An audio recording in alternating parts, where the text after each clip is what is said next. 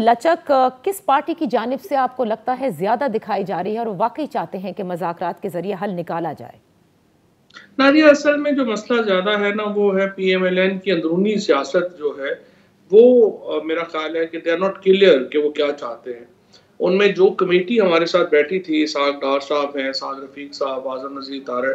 ये लोग काफ़ी क्लियर थे, ये लचक भी दिखा रहे थे, ये आगे भी बढ़ना चाह रहे थे। लेकिन हम देखते हैं कि जो बाहर लोग हैं, जैसे ख्वाजा आसिफ है, उसके बाद अपना जावेद लतीफ़ हैं, उसके बाद इवन मरियम औरंगज़ेब हैं, इन लोगों ने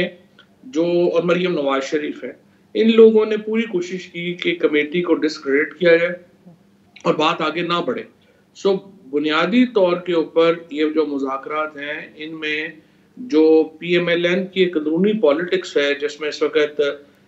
apparently not as a PTI but as a student of politics, जो लग रहा है कि एक कोल्ड वॉर चल रही है शहबाज शरीफ साहब के धड़े में और मरियम नवाज के धड़े में, उसकी वजह से मुज़ाकरात आगे नहीं बढ़े।